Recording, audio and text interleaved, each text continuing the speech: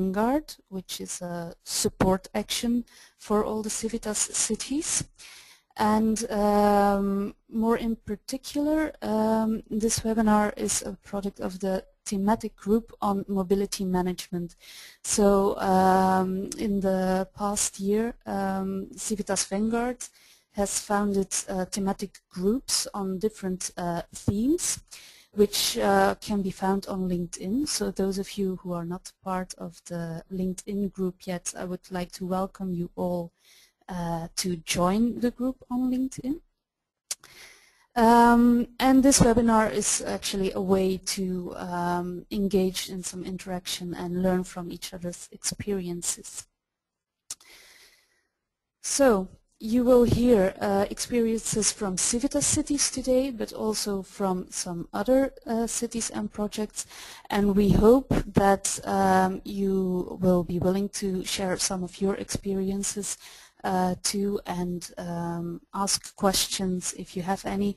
I will explain later on how the software works. Now, a very brief introduction to mobility training.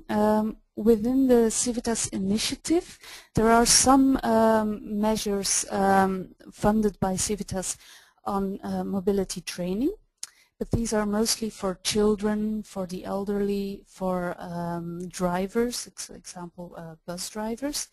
But the other target groups are not represented within the Civitas measures. And there are only few measures to be found on this topic. So that's why I think this webinar will be very interesting for Civitas to broaden its scope. Now, what's on the agenda today? Well, we have 5 presentations, so that means we will have quite a tight agenda.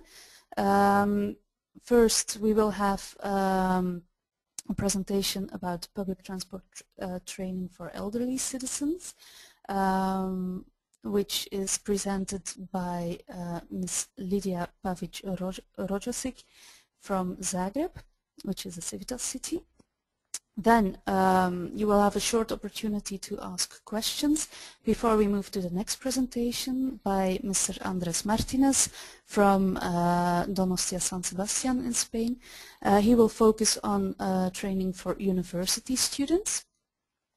Then we will give the floor to Mrs. Jackie Brewer from Essex Travel Training, who will explain their experiences in travel training for people with additional needs. Then we will have a presentation of the project Together on the Move by Mrs. Tina Panian from FGM Amor.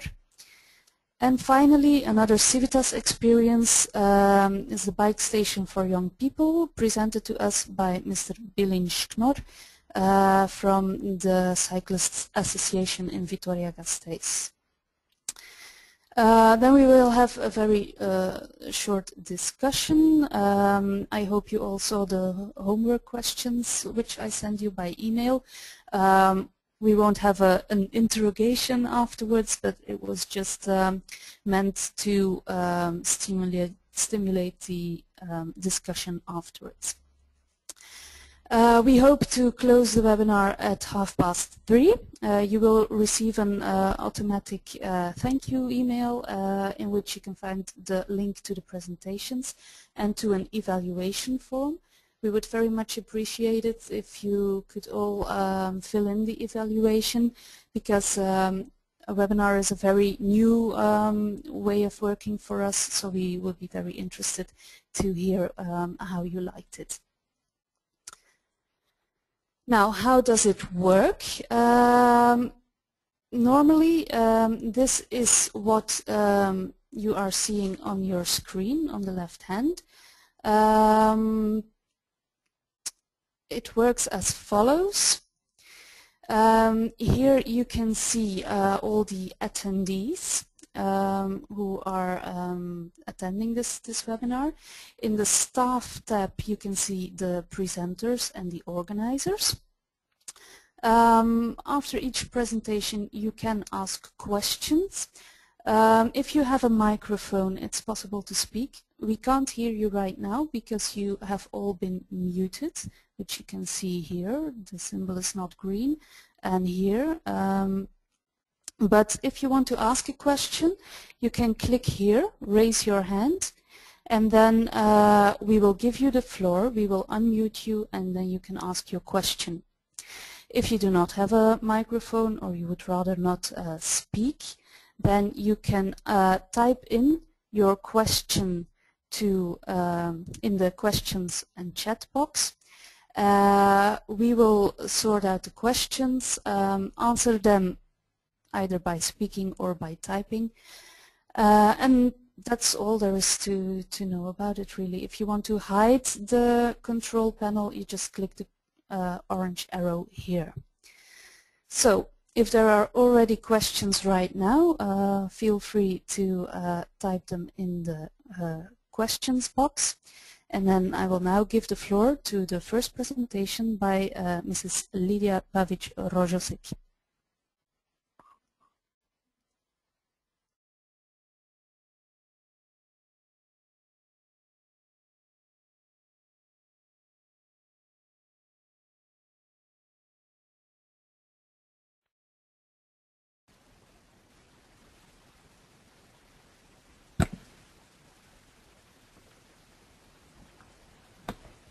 Hello to everybody.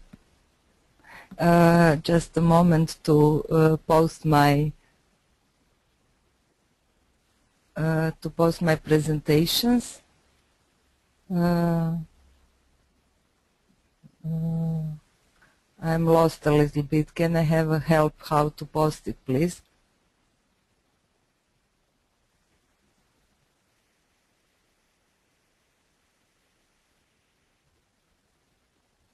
Do you see my presentation now? Yes, we can see it, Lydia. Okay, fine. Sorry. As Sarah mentioned, it's my first webinar, so thank you for understanding. Hello once more to everybody, especially people that I know through CIVITAS. As Sarah mentioned, my name is Lydia Pavic-Rogosic, and I come from an organization which is ODRAS, which is abbreviation for Sustainable Community Development, and we were part of CIVITAS Elan Zagreb, the project that is finished a few months ago, and we were in charge mostly for dissemination. So what I will tell you today is how we decided to work with a special group of seniors, because somehow we find out that like many other towns, city of Zagreb population of senior citizens is growing, which was shown through census, and we see quite an increase in 10 years. And of course, city would like to provide the best possible quality of life for elderly, and the mobility is one of important issues. That's why partners in the CIVITAS Elan, namely City Office for the Strategic Planning and Development of the City, ODRAS, my organization, and Z, it's public transport operator, we decided to have this measure. Why is not working anymore? So objectives of these measures were threefold. Of course, first was to improve safety of senior citizens in public transport, but not just working with the senior citizens. We find out that it will be good that to work with the transport people, drivers especially, so that actually they can understand how to treat seniors, what are their expectations and needs. So obviously our first target group was seniors, and we tried to encourage them to use more public transport. That was our primary goal, of course, in that it would be safe. We recruited this target group in cooperation with City Office for Social Protections, although they were not part of the project, but they were willing to cooperate with us. So City of Zagreb has more than 15 homes for elderly, and we visit all of those homes, but also we work with seniors associations. To reach more senior population, we joined their celebration and organization of different events like International Day of Older Persons, Healthy Week, so that's how we have quite a broad target group. And of course we have several presentations, mostly in info point of CIVITAS, which is refurbished old tram in the corridor. How we did it? First, to say that we were inspired by Salzburg PT provider. That's why it's good to be part of such a huge project like Civitas, because you can learn a lot of experience from different towns. So Salzburg PT provider is a real inspiring organization. What we did, we had 17 workshops, as I mentioned, mostly in different homes for elderly. Then we also work with Z company, and we brought elderly people to their depot when trams were stationed, and they can safely rehearse how to use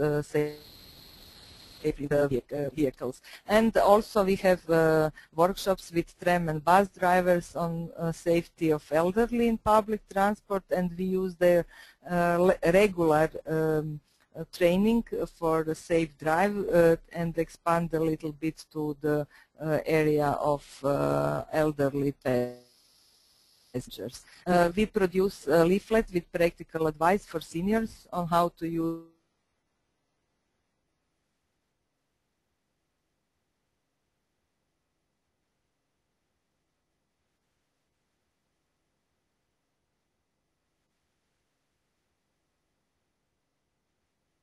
a short movie on seniors called Alois and Vlatka, and at the end of the presentation organizer will show. It is only 2 minutes long. Unfortunately, you will just see the subtitles in English because we didn't manage to have a sound through today in the webinar. And I already mentioned Civitas Elan Info Point that was in the middle of the demonstration corridor, and it was visited by more than 20,000 people. Many of them were senior citizens. Media were quite interested because it was the first time that seniors were involved in such activities, and this short movie really raised a lot of interest, especially in media. So what were results? We had some 500 seniors gathered through the 17 workshops. Some of the recommendations for mobility improvements, mostly around elderly homes and on some PT stops and so on, were collected, and we refer them to the relevant authorities. As I mentioned, these workshops with PT drivers, there were around 160 drivers, and we recruited some drivers. As you see on the right hand on the picture, it's Robert who really participated in all our workshops, and behind him is that info point. And down on the picture you see the training in the depot, the elderly people in the tram that was stationed there.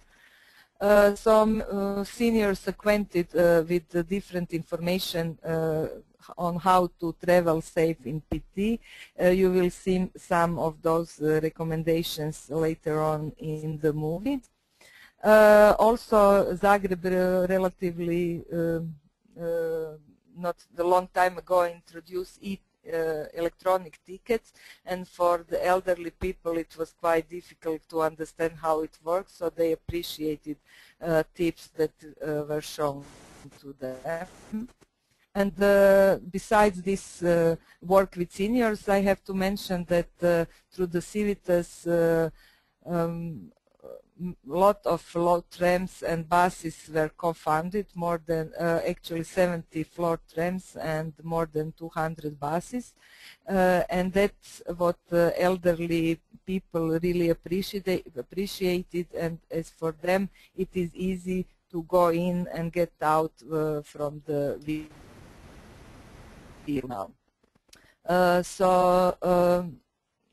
Actually, it was a good experience for us, and we get more than we expected, if I can say so, because they really appreciated that we didn't treat them as a problem, as a social problem, but really as a part of solution in how to improve mobility in public transport. So they were quite enthusiastic. And what we learned that actually sometimes we don't need huge activities, huge plans or big money, because with small steps we can get satisfaction from the such a huge group like elderly, and on the other hand we can improve the quality of their life by better mobility conditions. And one of good output was that actually in Z, the public transport provider, they understood that they have to treat differently different users, and one of them of course is PT, so they elderly in PT, so they appointed a special person that is in charge with to work with the elderly population. On the right side of the screen you can see how this leaflet looks, and down there scene from the movie that will be shown after this presentation. So I hope I stay within the 10 minutes. I send you warm regards from the cold and snowy Zagreb, and here are my contacts, my email, so you can pose the question even later if you like to know more about what we have done with the senior citizens. Thank you very much. Okay, thank you, Lydia. Is there anyone who would like to ask a question? Then you can click the raise your hand sign. We already have a question typed in by Stephen Salidas, who asks, Lydia, your project sounds very positive, but how did you make sure that the work could continue with older people in future without EU funding? How do you see it becoming financially sustainable? Did the tram operator agree to provide some funding for publicity and training in the future, for example? Lydia? Yes, so actually through CIVITAS we initially fund 8,000 of these brochures, and as we saw the quite high interest, we managed to publish additionally, I think 8 or 10,000 of these leaflets. So actually these leaflets are available, and public transport operators that appointed person who is in charge to work in the future with the elderly people. So together with the city Department for Social Welfare, they can continue with such presentations, and they inform us that they plan to do that in the near future. So actually there is no big amount of money needed for such continuation of activities, because film is here. They have these leaflets. They have one person who is already working in the PT provider. Tram and bus drivers are acquainted with the needs of the elderly, so I don't think huge money is needed. So in this case, EU project was really a seed money that shows that the activity is good, provide these leaflets and all other materials, and it can be implemented in the future with not such a big effort as it was in the beginning, because it was a new topic for us. Yes, okay, so that's CIVITAS as a test case then.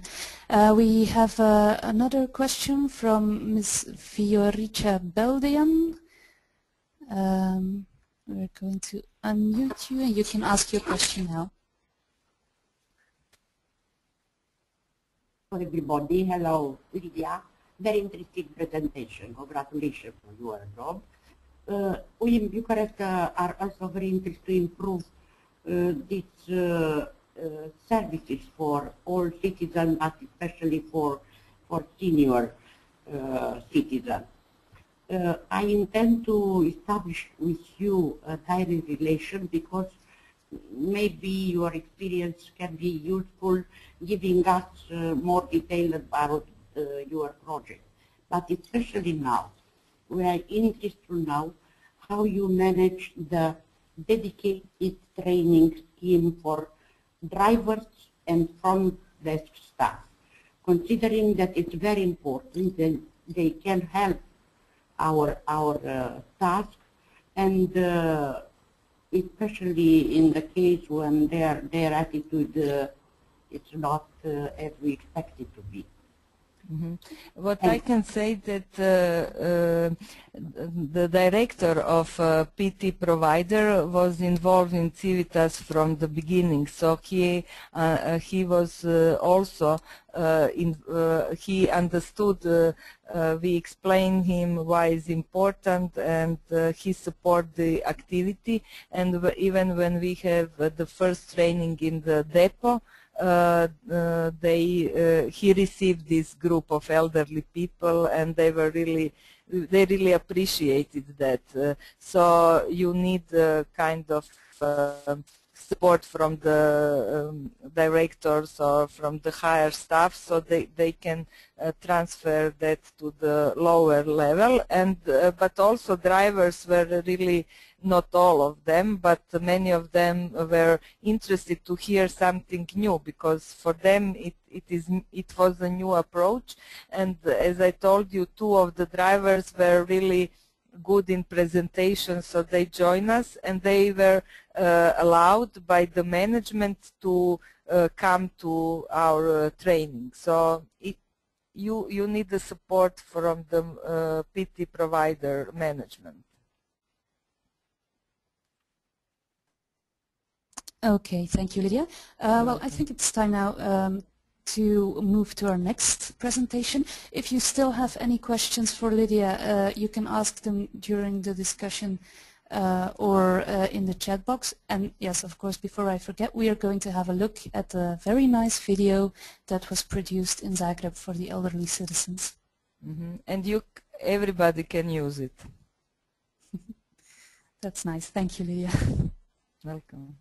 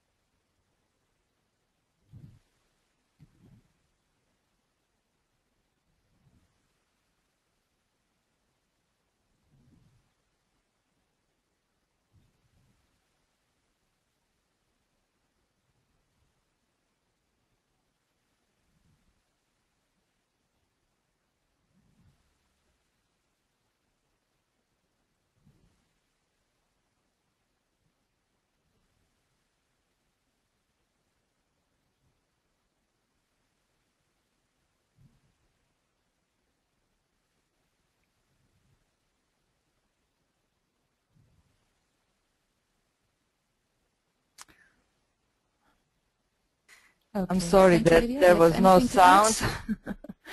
Yeah. Well, that's a feature we haven't discovered yet in this webinar program. Yes, But it's it can be seen. a very nice movie, and I would invite everyone to go and see the presentation afterwards on the CIVITAS website, and then you can find the link to the movie and see it yourself. So now we move on to Mr. Andres Martinez.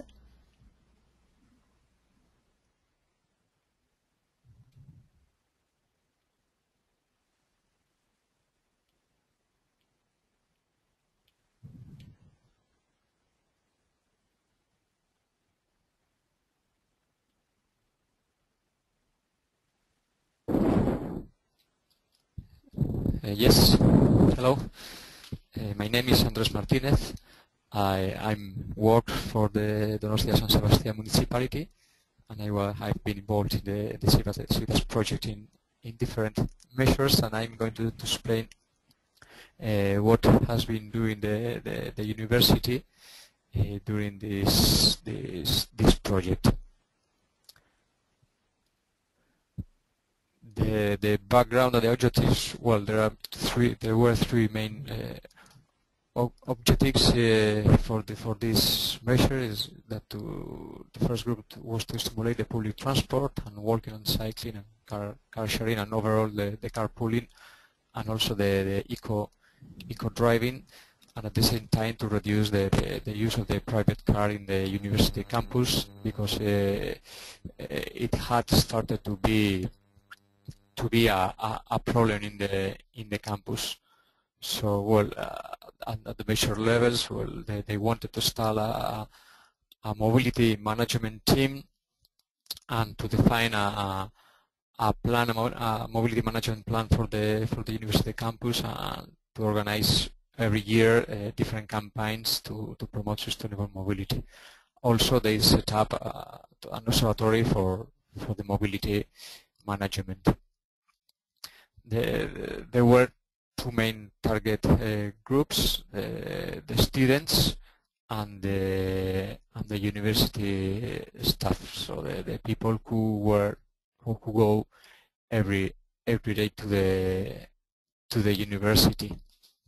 And the situation before CIVITAS, well, was quite difficult, because there were no many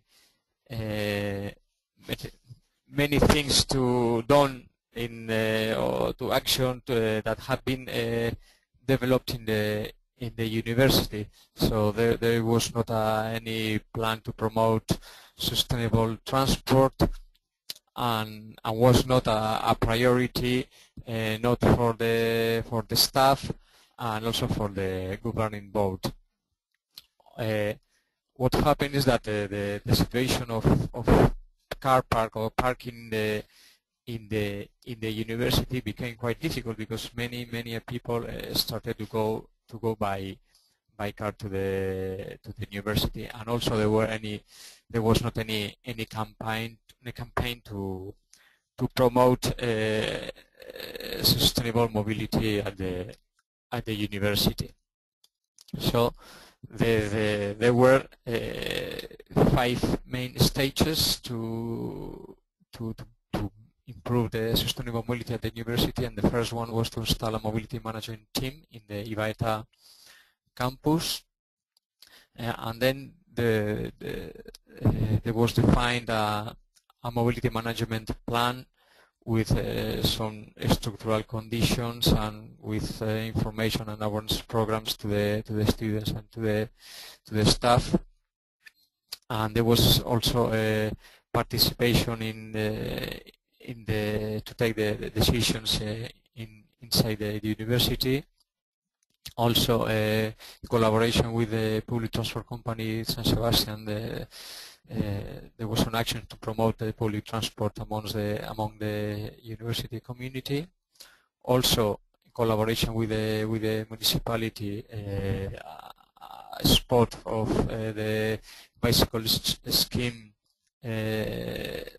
in the bike sharing in San Sebastian, one spot was installed in the university campus. Also, there was some promotion to go walking to the university, and carpooling as well. And there was the sustainable mobility was included in the learning processes of the university. Also, there was one implementation of the mobility plan. Some eco-driving courses were made every year.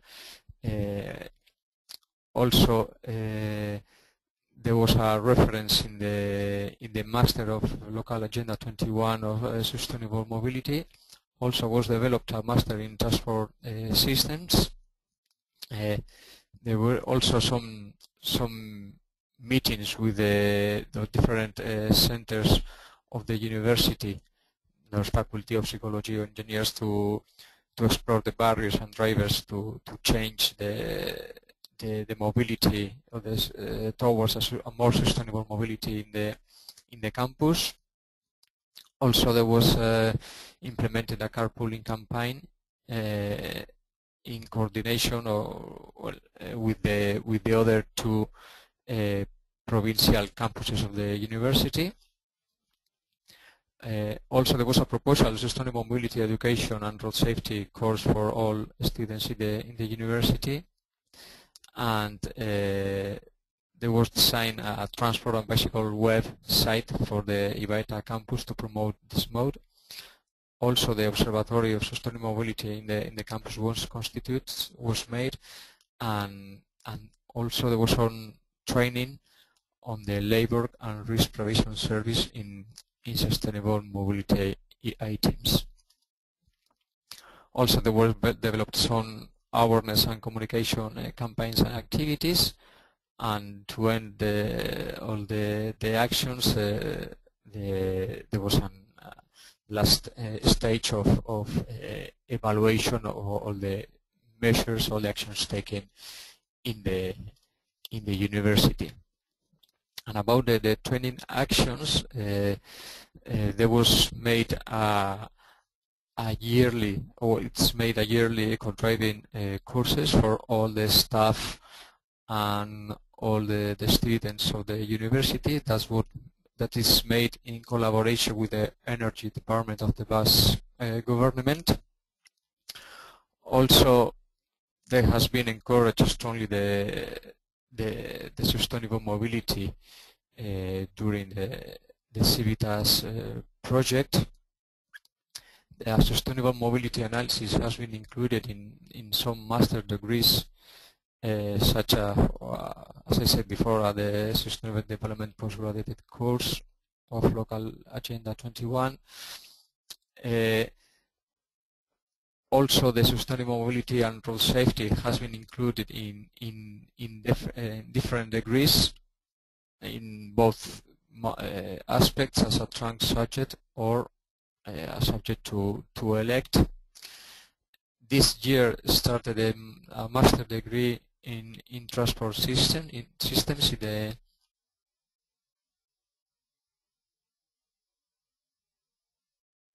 in the university, and to complete the academic offer, different seminars and workshops dealing directly with the sustainable mobility have been organized in order to promote sustainable mobility.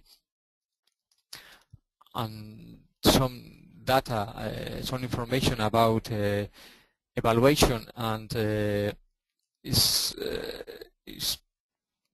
curious to say that the mode that which has been more promoted or more grown has been the carpooling. There was a big campaign to people to start sharing cars going to the university, because there was a parking space problem, and the public transport, not from San Sebastian but for the the rest of the province of Guipúzcoa, the area of San Sebastian was or is not very good for students, so the possibility of sharing the car was quite important. So the mood of going to the university, of carpooling, was the one who got a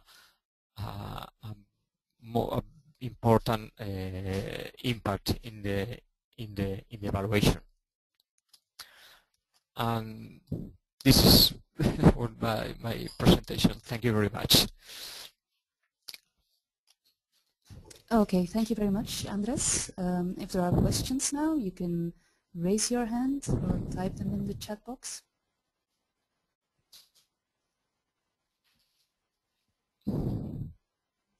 Yes, I see a raised hand. So we give the floor to Andreas Hoene.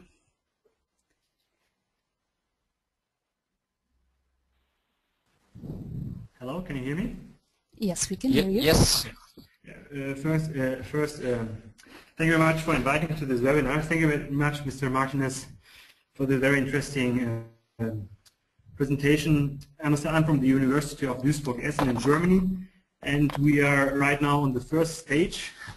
We want to develop such a mobility or plan for our university, so it's really interesting for us, your experiences. So 2 questions. First, like, who was involved in the team, or who were the driving forces? Were the administration, were academics involved, professors, students? Who were the internal and external, like, mobility planners? Professors or external consulting companies? First question. The second one is, to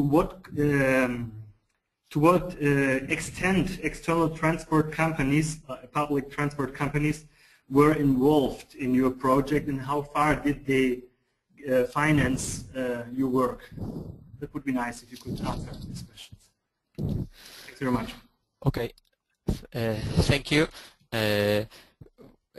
For the first question, I think there were internal and external people who were involved in the project. There were a group of people, mainly were staff people, but no teachers, and how to say, administrative or staff, who started to organize the mobility in the university, and also one person was subcontracted for all this stuff. After that, the university, or maybe at the same time the university as well, they saw the need to improve the mobility in the campus. So the university government also they pushed to improve the better mobility in the university campus. So well, there was a mix of everything. I think also from the part of the municipality, there was a straight collaboration with them, because there were some measures taken in order to regulate the parking spaces in the university, and all these measures were taken by the municipality. So it was more or less a mix of different external and internal people who collaborate in all this plan. And about the second question, there is about public transport, is necessary to define two public transport to go to university: the public transport, the urban public transport in San Sebastian, and the external public transport.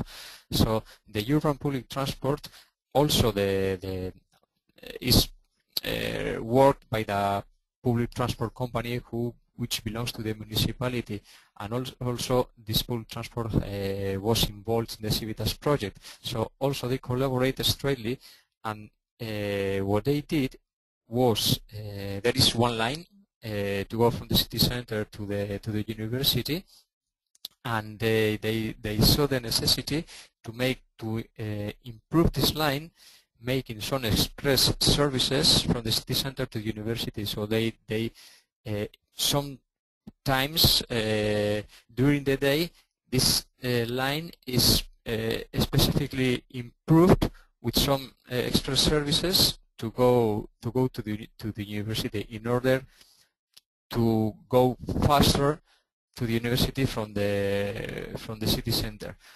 And in the other side, I talked about the not urban public transport, and this is something that must be improved, because when we talk about public transport going from the San Sebastian County from Gipuzkoa to the city or to some places in the city, the public transport is not so good. So this is the reason, because it also improved the carpooling, because the campaign to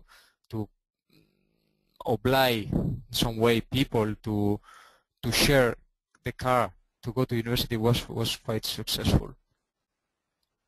Okay, just one further question, if possible. Again, to the first point.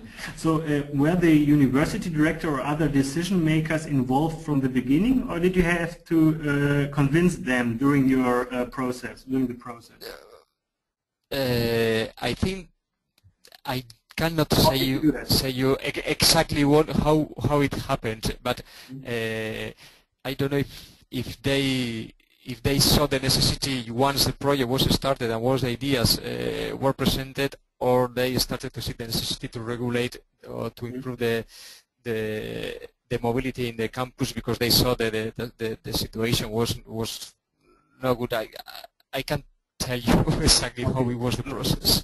Maybe we can talk later again about the subject. Oh yeah, sure, of course. Okay, thanks very much. Thank you.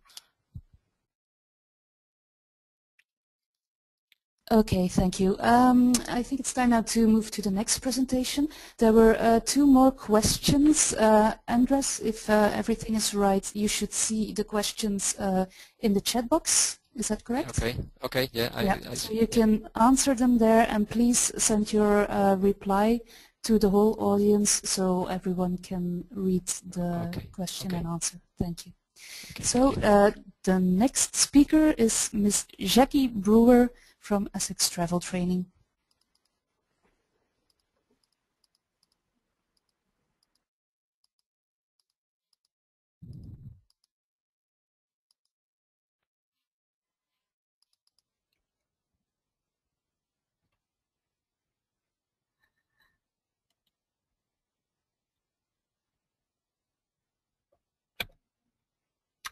Good afternoon.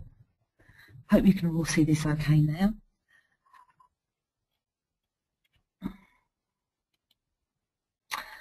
Okay. Background and objectives to our scheme. With more and more vehicles on our roads daily, the council wanted to reduce the number of cars by encouraging everyone to use public transport when and where possible. Car sharing was encouraged and the use of bicycles. People were encouraged to walk more, and gradually attitudes started to change. Essex was focusing on sustainable travel.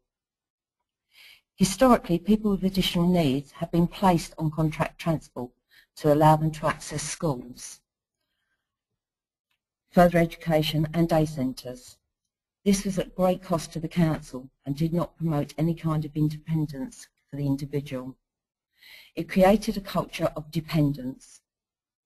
Following a trial project in 2004, it was believed that many people with difficulties would be able to access public transport with the help of travel training. And in February 2006, Essex Travel Training was launched. The savings made to the transport budgets would easily fund the travel training team. The travel training team wanted to ensure that Essex was a county that was tackling mobility issues. And through membership with local groups and organisations, many of the problems faced by people with disabilities have been highlighted and resolved. The bus and train companies are very supportive of our project, and together we organise events where we take buses into the special schools to allow students to access public buses without any pressure or worries, breaking down some of their fears. Many of these students go on to train with us.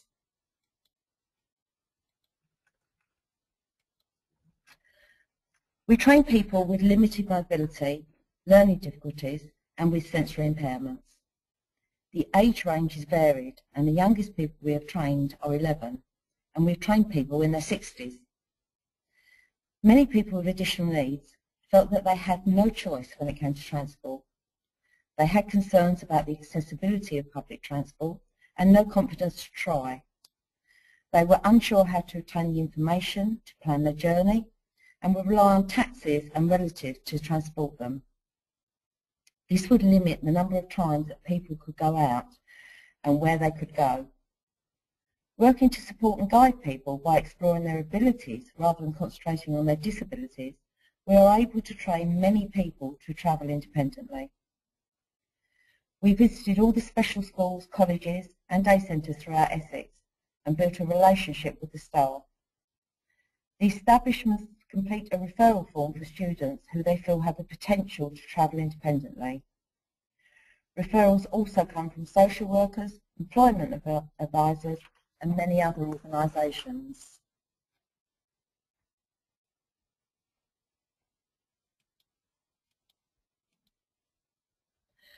We train people on a one-to-one basis, and as no two people are the same, every journey will be tailored to the person. We will meet the person and discuss their abilities and the journey they need to make. The training will be taken at their pace, gradually building over the weeks. Our training includes road safety, personal safety, money handling, route planning, timing, confidence building, and above all, what to do when things go wrong. There is no time limit to our training. As long as we believe that a person will be able to make the journey independently, we will continue training until they are able. Sessions will normally be once a week to ensure that a trainee has the ability to retain the information from one session to another.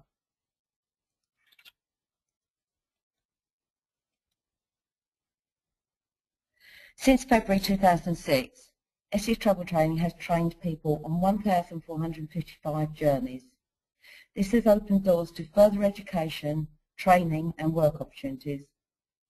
Young people in schools have added confidence, and their schoolwork shows this with better results through wanting and believing they can do more.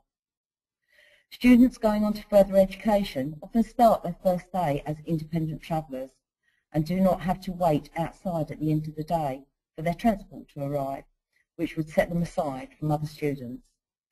They make new friends and can join them after for a coffee or a soft drink in the town. Once their learning disabled students have completed their course, they often look for voluntary work, which can lead on to paid employment. Many of our past students have moved on to supported living accommodation and have had the choice and control to live their lives the way they wish to. We receive testimonials from the organisations that we work with telling us of the difference travel training makes. Parents write in to say thank you because it has changed the life of their young person. The social benefits are numerous. Students are now meeting for drinks, going to the cinema, attending gyms and swimming clubs, and enabling them to do day-to-day activities such as shopping and visiting friends. Just like to give you a very brief case study. My student is a bubbly middle-aged lady with learning difficulties and limited mobility and living at home. She attends a training centre and was on contract transport. An opportunity came up for her to work one day a week in a coffee shop that was shortly due to open, but she would need to access this independently. Although the journey to the coffee shop was not far, it was something she had never done before. My student already had a reasonable knowledge of road safety, which was a great help. It was not long before she was taking me to the coffee shop and back. She was ready to start a job. Then after a few weeks I contacted her to ask her how she was doing. Her reply was, "Very well dear, can I go on the bus now?" What a great student. She was so keen to learn and really wanted her independence. With a little help, she is now able to do so many things that she was unable to do before. She is also travelling independently to a training centre by bus. She has a paid job, and with a little help, she is managing her own home.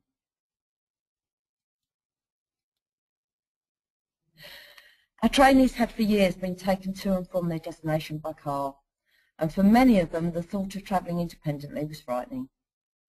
Parents and carers along with trainees had to be convinced of the benefits of travel training. Young people generally were more willing as they wanted to be able to do the same things as their friends. Older people were more set in their ways and generally more reluctant to try. Accessibility for people with limited mobility and wheelchair users was a major concern. As trainers, we understand that some routes will be easier than others, and we will tailor the journey for the ease of the trainee. Students with a learning difficulty will need to be trained using the most straightforward route, even if it takes longer. They will find it easier to use a pass rather than money, and they'll need to be able to know where to go for help if things go wrong. People with sensory impairments have concerns as it can be a hidden impairment, whereas someone may offer to assist a wheelchair user, for example, because they can see their disability, they are unlikely to offer any assistance to someone with a sensory impairment. As a travel training team, we recognise the barriers and constantly work to break them down.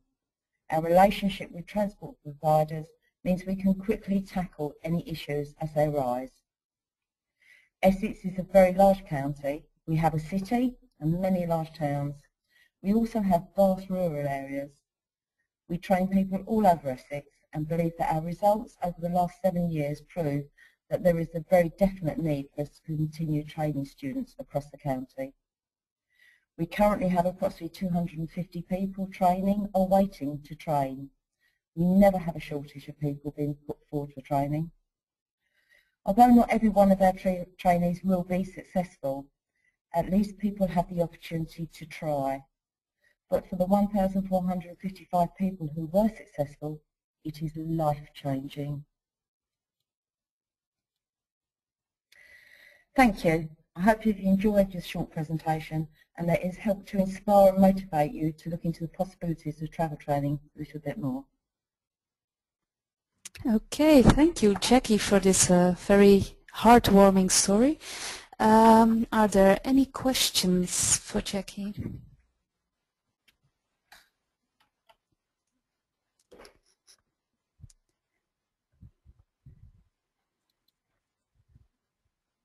Apparently not for the moment, so I guess, oh yeah, I see one raised hand from Mr. João Neves. Hi. Go ahead. Hi everyone, thank you for your presentations. Hi Jackie, I want to pose you a question. I don't know, I don't know if you mentioned it or not, but how many people do you have on this travel training team?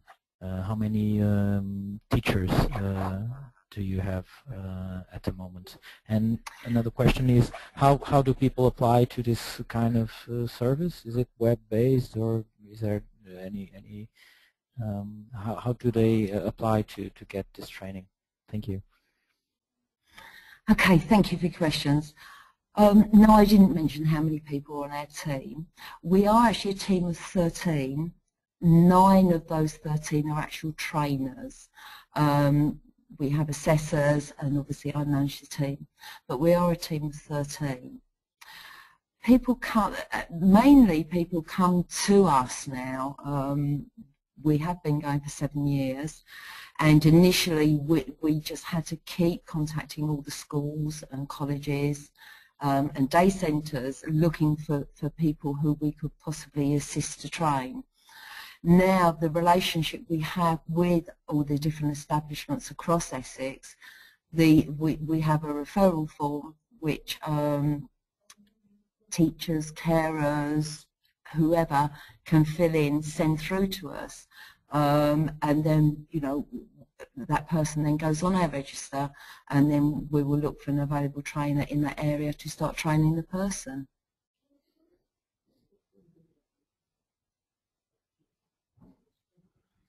Okay, any more questions? I see a question typed in by Stephen Salidas. Jackie, do you have any indication of the cost saving from your travel training service? So how much formerly spent on contract transport and how much now? savings, I mean, we do have some figures, I haven't got them to hand. Savings, a lot of it is about preventative saving. Most certainly, you know, from an education point of view, we take students off of contracted transport, so therefore there are savings there. But the big savings preventative when they go forward to college and they don't actually apply for transport because, you know, they may come back to us, we may need to show them that new route to college, we train them to school. But the big saving is because the fact they never actually then go, they never need transport, they continue then to be independent travellers. So there are savings initially when we take them from the contracted vehicle, but the bigger savings go on over the years. Certainly with the older age group, when we've trained them, you know, as I say, they've been on contract transport for years, so therefore by taking them off of that transport, you know, you are making them independent. And it's a massive difference. Okay. Any more questions for Jackie? Yeah. One more hand raised by Mr. Paul Matthiessen. Go ahead. Paul, can you hear me? You can ask your question now.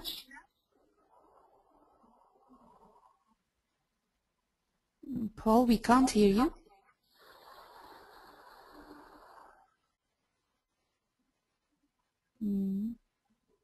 No, that doesn't seem to work.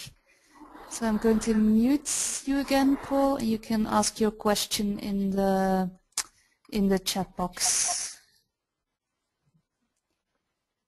In the meanwhile, we are moving to the next speaker, which is Mrs. Tina Panian from FGM Amor.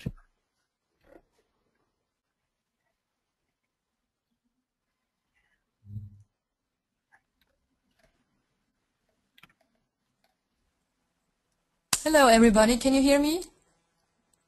Yes, we can hear you. Okay, fine. Okay. First of all, thanks for giving me the opportunity to speak at the webinar. I think it's a very good option to make the next European meetings in this way. So we can save a lot of fuel costs going by airplane. Today I want to speak about the EU project Together on the Move. It's an European project. It started in 2011 and it's now the last year. And it offers energy-efficient transport training for adult immigrants through the development and promotion of ready-to-use teaching and training materials for walking, cycling, public transport and greener car use. And a short overview of the background and objectives. The reason for the whole initiative was the very important topic of the EU is globalization and migration. It's a worldwide topic and we wanted to combine mobility management with the topic of migration and training in an EU project. Because for the EC it's a very important issue, sustainable transport and immigration, and we wanted to combine it. And we wanted to have direct contact with the target group. We wanted to see how is their mobility behavior and how can we improve the migration and the mobility of immigrants. The project is coordinated by Mobile 21 and FGM. It's Austrian Mobility Research. We are situated in Graz and we are a project partner. So we are 6 project partners from Sweden, Norway, from Austria, from the UK and Belgium. We wanted to address the needs of the specific target groups of immigrants. We wanted to make their mobility easier, more affordable and sustainable. We want to increase their mobility. We want to improve social inclusion, because if you're mobile, you have better opportunities to get to jobs, and you are more integrated. And if you have not the opportunity to be mobile, then it aims more to social exclusion. And the two main points of the project were to install teaching and training materials in mobility management, and of course information on mobility and the direct mobility training with the immigrants. The target group, in short, the target group of the training initiative, adults with migration background and people in the field of education and language, training, migration and mobility management. So we wanted to make ready-to-use materials for language institutes, so for all institutes who work in a formal way with language integration and migration, and also for informal associations, migrant associations who want to get information about mobilities and sustainable mobility. The reasons for focusing on this target group is because there is a big lack, first of all, of studies and research, and of how immigrants are mobile. So there are only a few projects and a few statistical data, but they are not comparable. So we have a big lack of data, of statistical data. We really don't know how they get around and where they get their information. They make a lot of learning by doing when they come to a new country and want to use public transport for the first time, for example. And we wanted to offer them a training and a ready-to-use information when they come to a new country. How can I use bicycle paths and so on.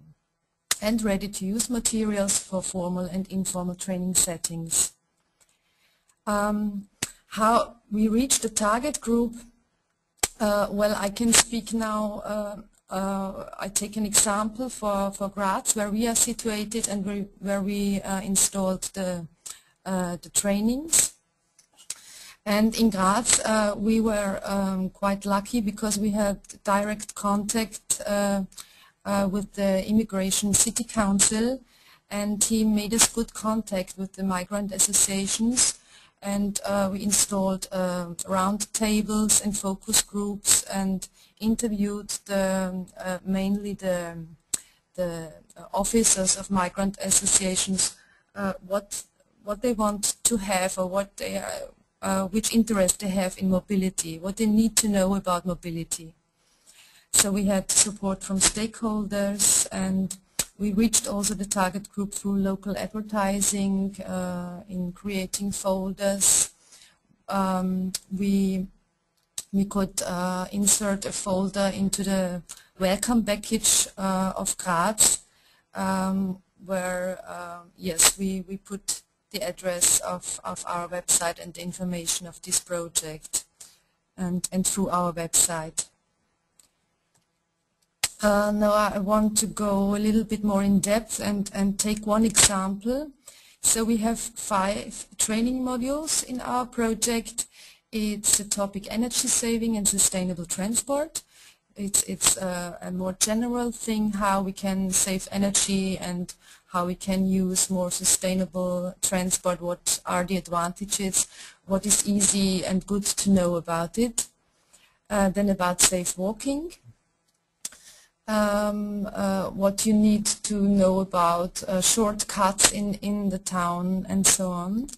Then the safe cycling project training, where FGM was responsible for, the public transport use, and the eco-driving. So if you go by car, what can you do if you, how to save fuel, and yes, more greener transport use of the car. And the activities of the training initiative, I take now the example from the training in Graz in Austria.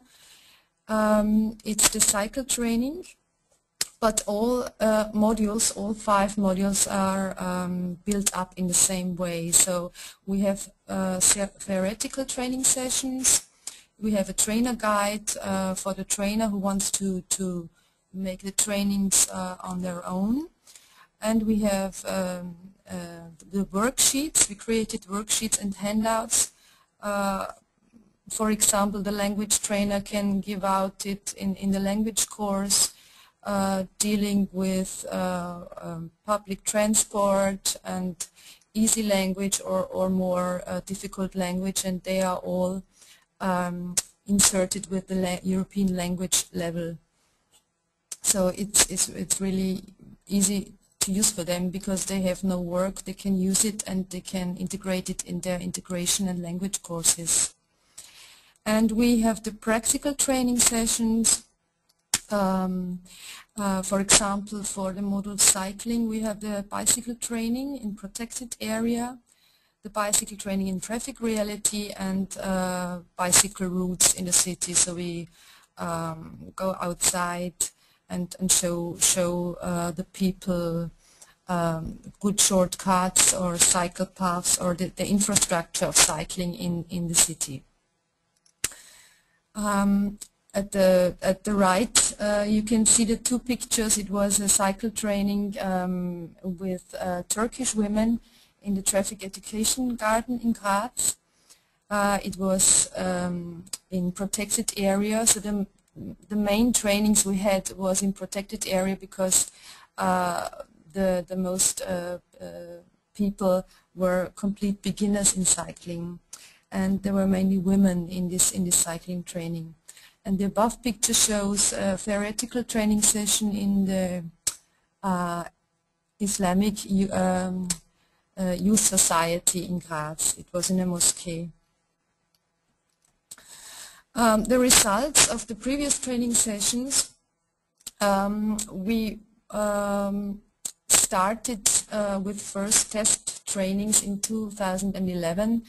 It was more learning by doing because it was very new for us to work with this group, and we had 30 participants, mainly from Turkey and Russia and different states of Africa, and 3 trainers were reached. In the last year we had mainly cycling trainings with about 80 participants and 5 trainers that we reached, and we could make a good dissemination. This was a luck because we could integrate the Together flyer in the welcome package for newly arrived persons in Graz in the year 2012, and the 6,000 people could be reached in Graz. The results in quality, the evaluation results will be coming at the end of of this year. So I hope then we can give you better evaluation results, because we start now with the trainings, with the materials, and we hand out questionnaires. How is their mobility behavior now, and what did they like? And at the end of the year we ask them again and want to see if something has changed in their mobility behavior. So I can only give now recommendations so far. I can say in Austria, in Graz, where we made the trainings, there is a very big interest in the materials and the trainings. It's important to have a trustful and relaxed atmosphere for them enjoyment and fun, of course, to stay flexible and respond to the different needs of the target group and move out of the box of the mobility management community. I explained that in more in deep in the next slide, which for my opinion is the most important one, because these are really now our experiences with working with this target group. The challenges, we had challenges in the organization because no one of them had a bike on their own, so we had to rent bikes, or we bought some cheaper bikes.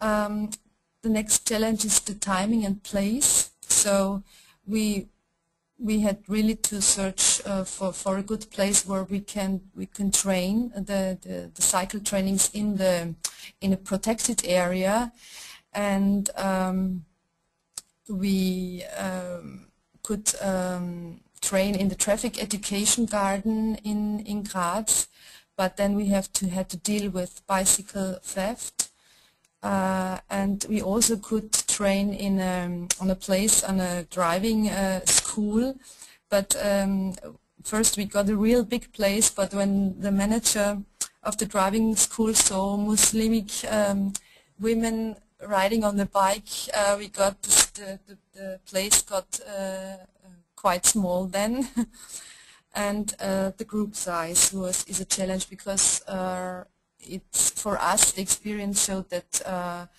if you work with 5 people in one group, for beginners it's very good, because when there are too much, you cannot keep the quality of the training. The challenges in the training, of course, the language problem. If many Muslimic women did not know the German language, and then it was quite hard to teach them or to train them. Of course, the cultural and gender perspective, and the mobility culture. I wrote there sustainability with a question mark, because the mobility culture of Western, how can I say, Western European are different, because we have now, we made all these experiences with car driving, and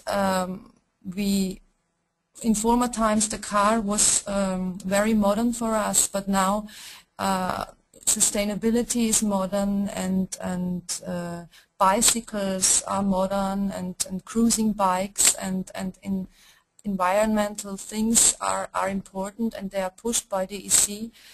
But for many immigrants coming from Turkey or from Russia, for them the car is a prestige object still, and they want, if they can afford a car, they will buy a car, because for them it's important, like it was for us in former times. So we have to, yes, try to give different perspectives on this when we train different people of different countries. And of course, personal distress of the participants, if they don't know how long can they stay in the country, or do they have to go back in the home country, and so on. Yes, and challenges in traffic reality, of course, different traffic rules. It's in every country. If you come to a new country, you have to orientate yourself, and you have to know about different public transport mobility. So in the beginning, we are starters to learn about these different traffic rules. The lack of comprehension of other road users. If we train in traffic reality, and we are standing in the middle of the road and explain the crossing, and if this is a woman with a headscarf, a Muslimic woman on a bike, then it's for some people, I would not say provocation is too hard, but they are irritated. And of course dealing with racism is also a point. Yes, and the trainings go on in this year, and not just with cycling but also with public transport use and walking, and yeah, in all 5 modules. And we created also a website, and if you want to go on this website, if there is time, I can show you a link where you get the training materials. So I just show one picture or one worksheet. This is, for example, okay, I cannot open it. Okay, I wanted to show a worksheet, but I suggest that people try it out for themselves, because yes, we're quite short on time. Yeah. Okay. So thank you. I'm finished now. Okay, thank you, Tina. I suggest any questions are typed into the chat box, and we move straightly on to our next presenter, which is Mr. Bilinç Knor from the Cycle Association in Vitoria-Gasteiz.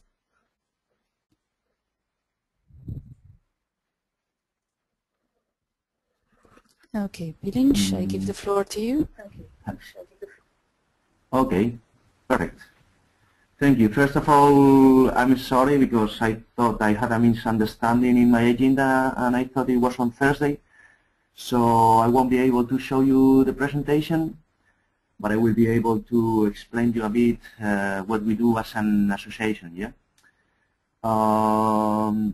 As Sarah has told you, I belong to the Bicycle Association here in Vitoria-Gasteiz, which is called Gasteizko Bicicleteroak.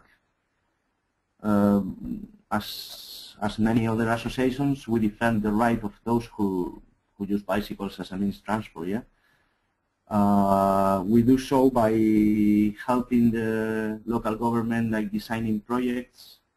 We love as well local governments, working with other groups and organizing informal and receptional activities about bicycle and bicycle practicing.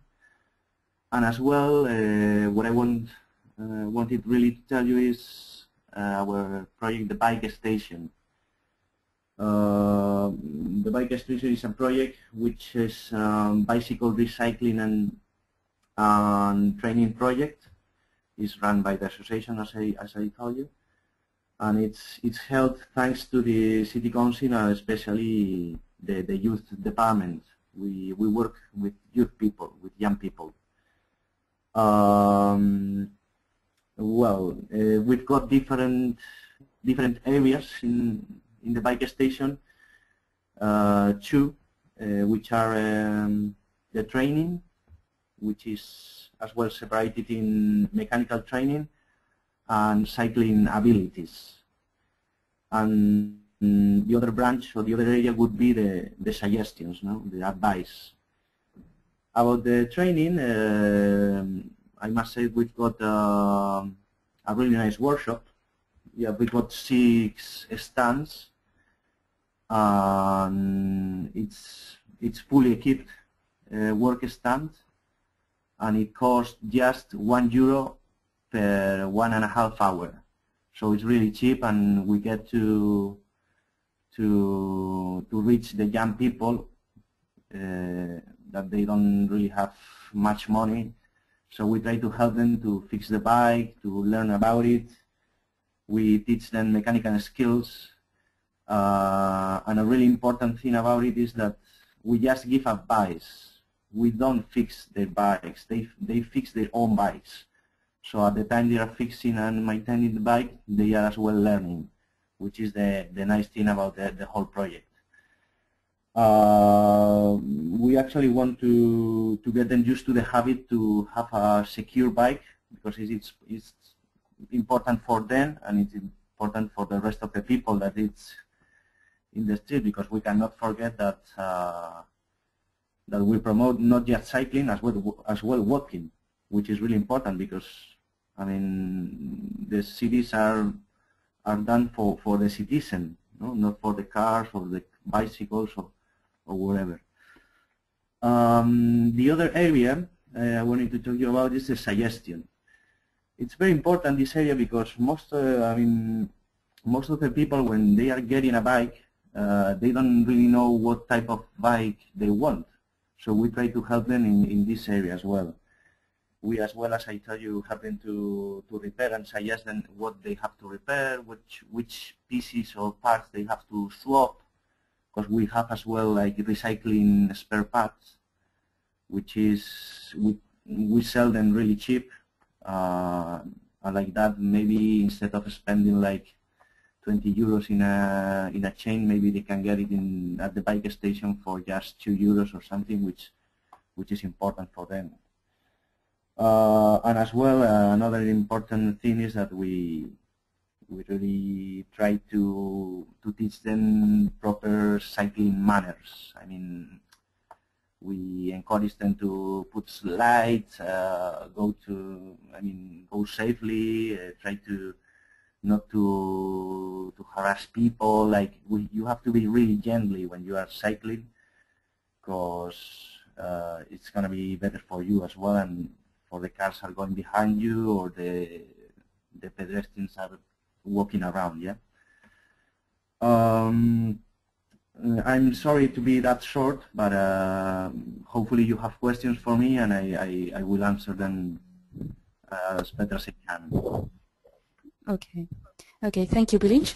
Well, maybe I can start. One thing that wasn't very clear to me is who the target group exactly is. So you have, on the one hand, young people, on the other hand, adults. But are these just people that come by the bikes because they want to learn, or do you recruit? Yeah, I mean, we've got a workshop, and on Thursday, Fridays, and Saturday it's open 5 hours a day, and they can come in whenever they want. There is no need to ask for an appointment or anything, because we used to have enough space to take everybody. Yeah.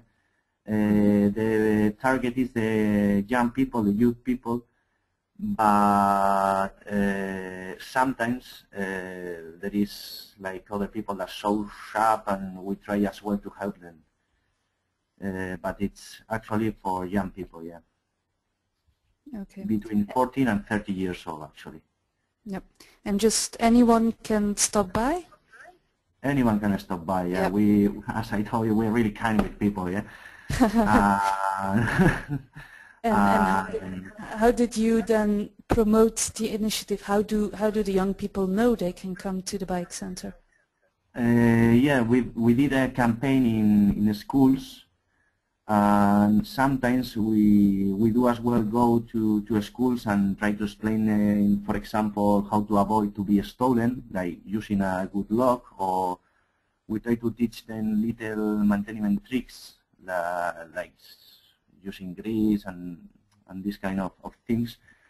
And we've done it like in 5 schools, yeah. And for the next 3 months, we've got another actions for another 4 schools.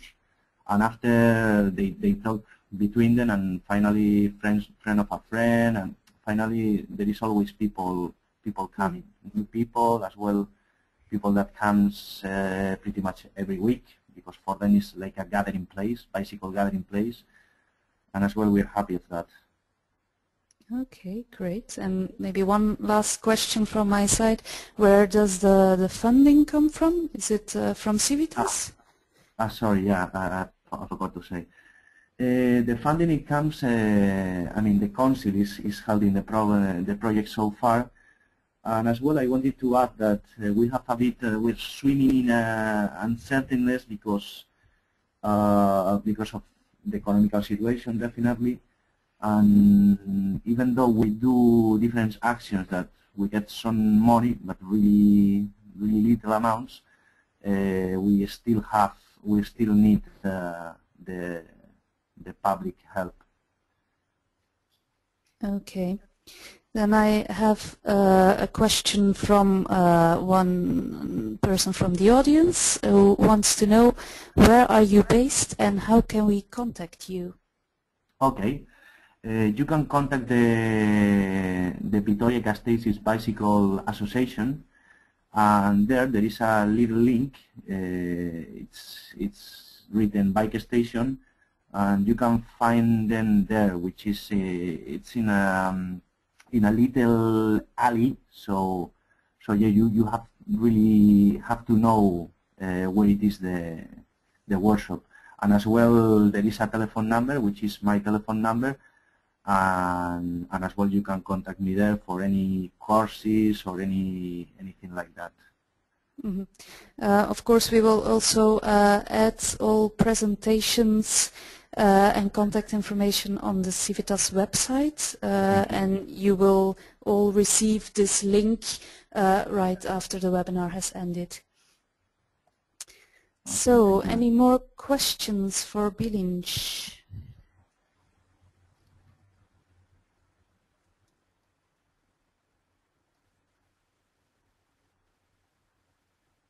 I don't see any further questions.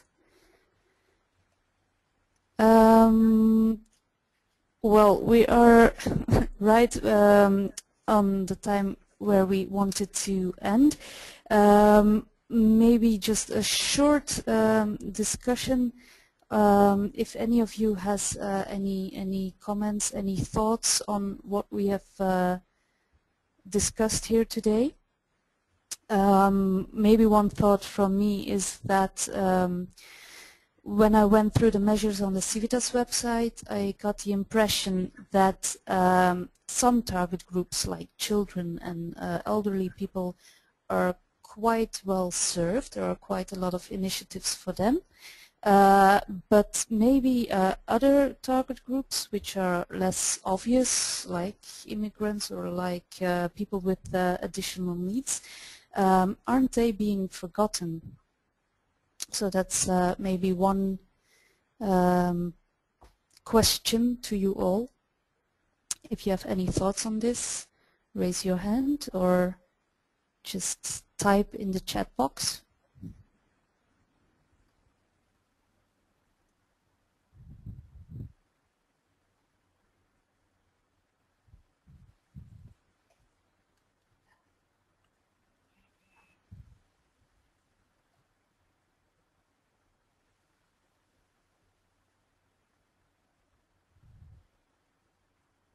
No one? Okay, is there anyone who would like to share some experiences in working with specific target groups?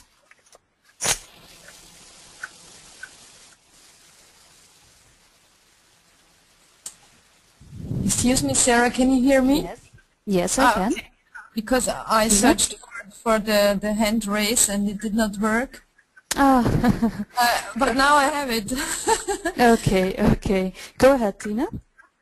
Yeah, concerning the target group of immigrants, there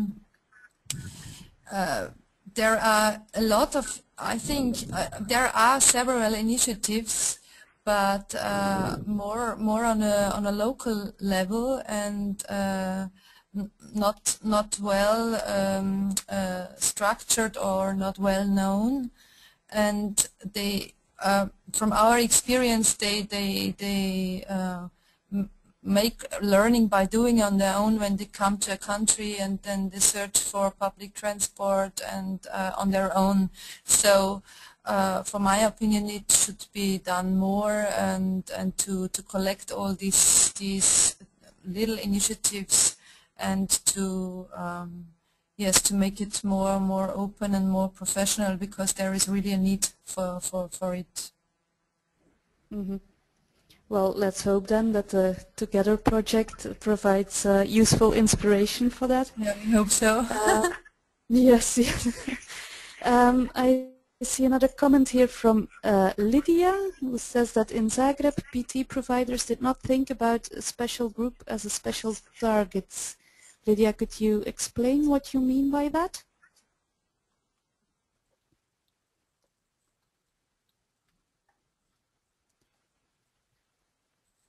Lydia?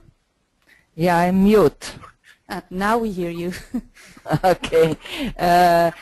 Well, our PT provider actually think of special groups just together with City of Zagreb as to provide some special cheaper tickets for special groups like pensioners or students or something like that, but actually never thought about special needs of special groups and to organize some activities with them. So CIVITAS was a kind of eye-opening for the PT operator, that they have to think about needs of special groups to attract them to use more public transport, and that public transport is safe for those groups. So in that sense, CIVITAS was really helpful. Yeah. Okay, thank you. Any other thoughts from the audience about working for specific target groups? I see another comment here from Stephen Salidas. In the UK, it is often very difficult to engage with schools to promote sustainable transport to young people. State-funded schools now operate mostly independently and have strong academic or exam targets, which almost always get priority above other issues. We are having to identify some imaginative ways of contacting schools and parents.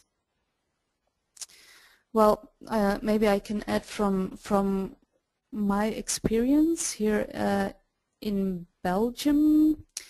I would say that well, I work for an NGO who has as one of its targets to work with schools. That, well, you have certain schools that are working very hard on sustainable mobility, or who are very willing to accept any help that you can offer, while in other schools obviously they are busy on other themes and on their targets. But basically I find that it's a target group which is not too difficult to reach, because they have a very organized structure, and you know how to look for them and where to find them, really. That's my experience from Belgium. Does anyone have something to add on reaching certain target groups?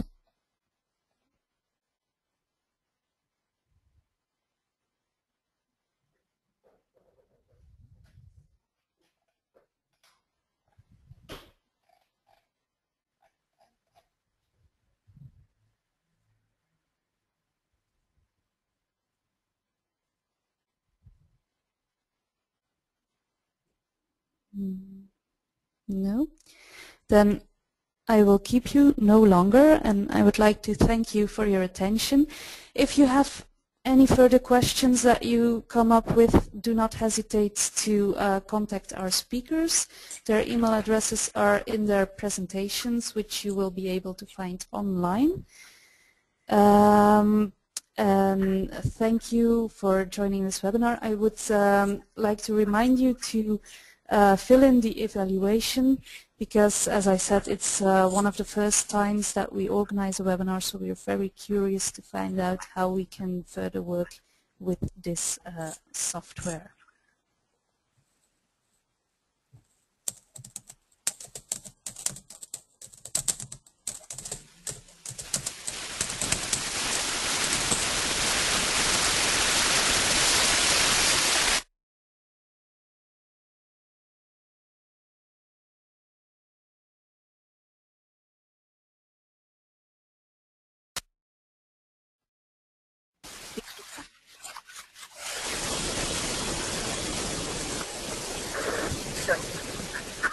Goodbye to all. It was a pleasure to be on my first webinar.